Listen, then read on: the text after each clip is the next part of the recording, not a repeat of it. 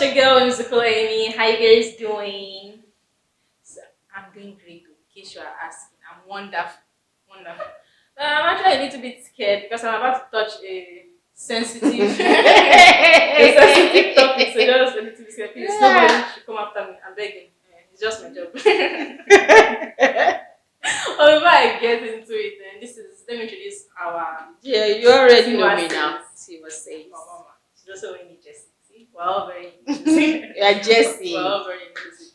So, for those of my curious people, those who love intriguing discussions, I'm sure you have heard about the leadership podcast where Alibaba was talking about. He mentioned a part where he had a brush of death.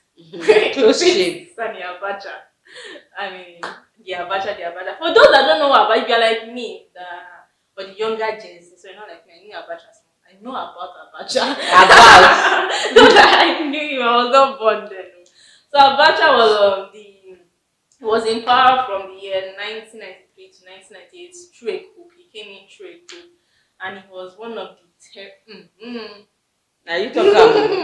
It was one of the very interesting. Yeah. He was the military head of state. And there were several things where he said he did a lot of bad things. He seized power, he killed a lot of people, he had anti-democratic agendas, there was corruption, there was suppression. In fact, it was like dark ages. Yeah. I've heard stories from my parents where they just mention it in passing and how vastly different it is now than in different places. A lot of people were killed, put in prison. So he in the podcast, Alibaba was talking about when they had a parade, and Abacha was wearing those glasses. He's always in his pictures. He's always wearing a particular shade, and Alibaba told him to remove the shades out loud in front of people.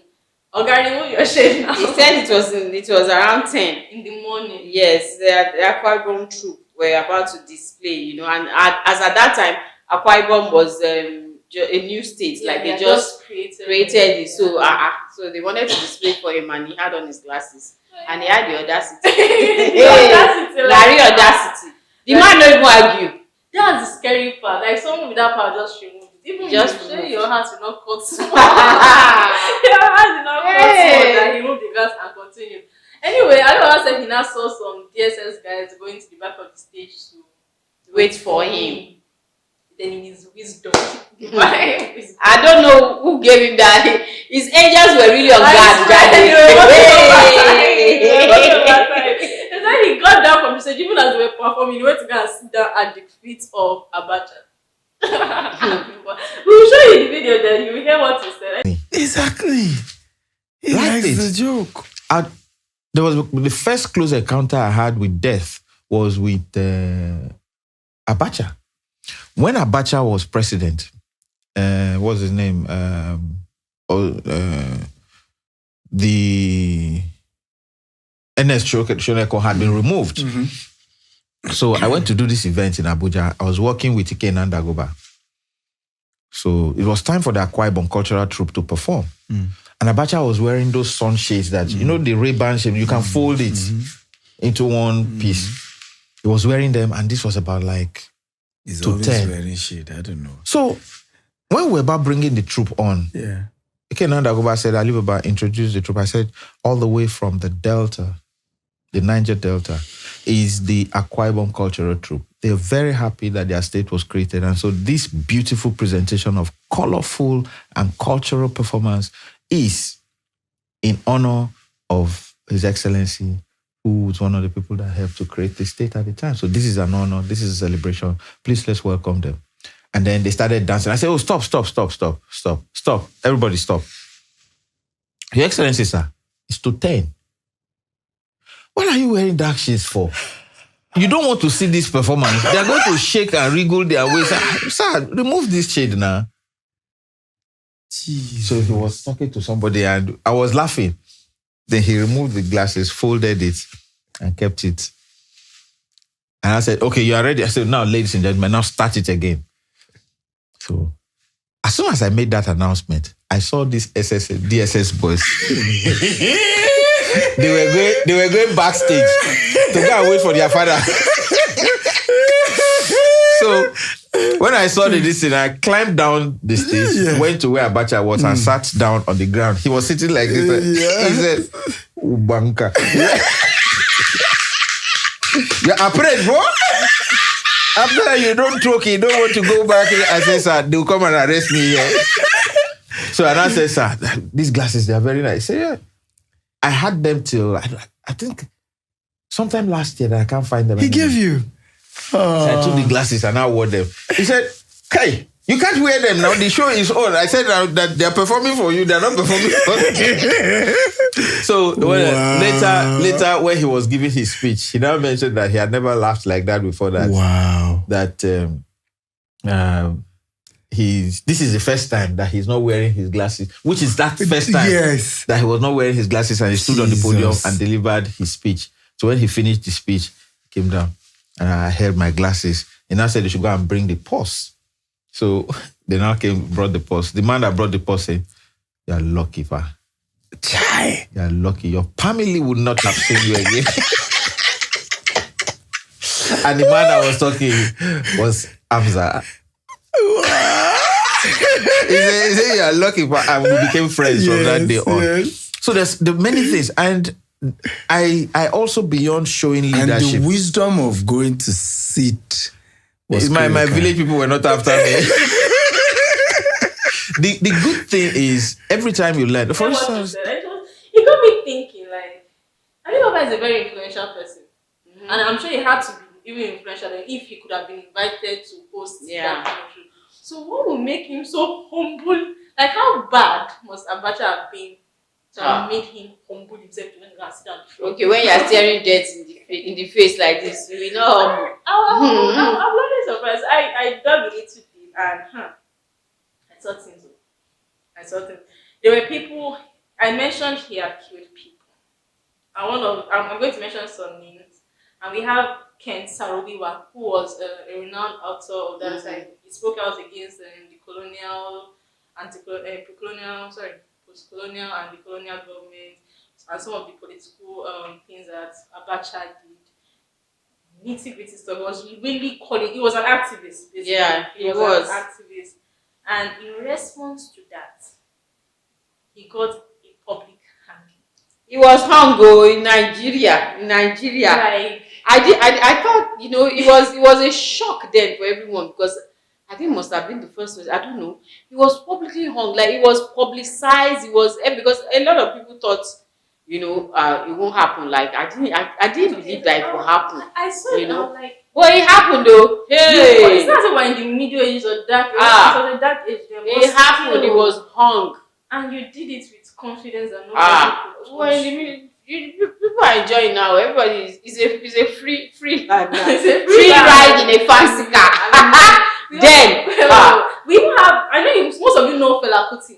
Yeah, it was that regime too that his house was raided and his mom was thrown from from the balcony of how many floor. Yeah, it was during that. Yes, it was during that time too. I think about those things and how were people. That's why, Mama, I'm furious. How was the atmosphere then? Like this? These were influential people that, but the commoners, the civilians.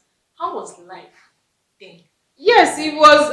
You have to be careful now. Nobody.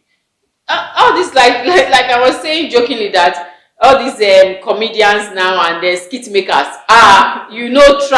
fits.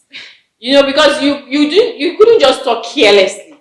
You couldn't just say anything carelessly because you're signing your own dead warrant. Because so you cannot, even as you're talking to your neighbors or friends. Even as you're talking now, you have to be careful because you don't know who is hearing and you don't know where something. So exactly. So everybody was just respecting themselves, even though things were not going the way you wanted and all that. But you kept it to yourself, not that and then not that you make jokes like that. No. I was thinking that all these comedians now that make jokes, I even have some very controversial jokes from some comedians now, and I wonder if this was said in that, like I will tell you the joke and you tell me like, hey, what do you think? some of these military heads will say. So we have one from Agoda, that's Francis Agoda, where he said, our leaders are like Yahoo boys, always looking for ways to download public funds. If we explain, tire. And then this one that our president, Obasanjo, Tinubu, the other day that he slept and we're making fun. Whoa. Everybody that make comment online, they will gather all of you together. You come and explain. Or people making funny jokes, you know, they do memes on Tinubu, and also you couldn't do that then. But this one, both people called out Buhari. Said Buhari's anti-corruption fight is like a football match. Everybody's watching, but nobody knows the score. So if you are called out Sani Abacha, like they couldn't have tried it. They couldn't even have tried it. They couldn't have tried it. You guys were living in jail, like freelance jail. But then again, it was military rule. But now because it's democracy, everybody's just saying all sorts and doing all sorts. But then, I must say that then there was some form of sanity, in my opinion. Even though it was military rule and then you were not, but there was some form of sanity. There's this laxity that comes with democracy. Everybody's just doing anyhow, saying things. The ones that make sense, the ones that don't make sense. Everybody comported themselves. Everybody, and even then, I think then was when we had all this. I think that was after it was the day of modern that we had all this war against indiscipline. Everybody was like, you dare not throw something on the floor. All these ones that you don't want to be eating and put it on the floor. People will spit out. You can't do those type of things. There was no rushing of buses. Actually, yes, no rushing of buses. Everybody, you be on the queue wherever, at the bus stop or in the anywhere you are on queue and you dare not. So it had its bad side. It had its good sides and it also had its bad sides. Mama, do you have any experience of your time in any of those? I don't have. Not like your own, but like you clashed with them. Maybe you saw something that really about something closer to home. I can't even remember now. Except this one that I mentioned that there was some form of order, because everybody was in check. Military was everywhere. You couldn't do anyhow. You couldn't all this one that we are now wearing camouflage and all. You dare not. You couldn't have done that then, And then the one that was the most was this Kentariwa thing that because everybody was like, no, like no fit, like it's just what it happened, that just made me believe that hey, anything can happen. It's just better day your day. Kentariwa was a very influential. Kentariwa very. So that was like no, it can't happen. UN will do something. Something. They didn't do anything. They just left. Okay. But I was now looking like these are terrible situations, and yes, we still have comedians like the intelligence they had to actually now, like I said, they don't do those things, but they were comedians then. Alibaba was there. I was more like those intelligence, that intelligence that they had to maneuver around them. Is it like this? They were trained, or they had some. Okay, when something is a matter of life and death, what do you mean? What training do you need? Not life and death, not life and death. I'm sure when okay, yeah, I get that point. Okay. You will give yourself sense now. I can't say this one so as much as you want to make jokes and all that, you know your limits, you know your boundaries. You can say Fela Kuti did not know his limits sometimes. Yeah, of course. Well, I paid dearly for it now. He actually did. We have he was arrested. He was beaten several times. Yes, now he was arrested. They showed him pepper. Even Wole Soyinka. His house was burnt. His mother, yes. Even Wole Soyinka had to leave the country for a while. That time now, he had to. We also know the popular the journalist that received time bomb. That was actually one of the first stories of an activist I heard. It scared me. I said in this country, it's a myth. So, but we cannot. I want to applaud people like Alibaba that did not let fear stop them, cripple them. Even comedians, the serious one, not the skit makers that are making jokes. Those ones that use their jokes to hit the nail on the head. It takes actual courage to still speak out, because we might say that democracy is as made its name, but we still have people in power that are very dangerous and they don't want some things to be said. Yes, yes. And we still have our comedians that are still speaking out. Yes, those things are still but it's not done in the open now. I'm sure there are still backdoor things that if you say anyhow, if you say things that you're not supposed to say, even now it still happens, but it's just not as bad as it was then. But now, because democracy, and people are talking a lot, and social media, we have social media. So before they have carried me, everybody's making noise and all that. So then there was no social media. Now everything was behind the door. You just come and you just hear that this person, something has happened, or people, you just not see them again. People were getting missing. You just not see. Yes, now you just not see them again. I even heard this. I don't know whether it's true. I heard.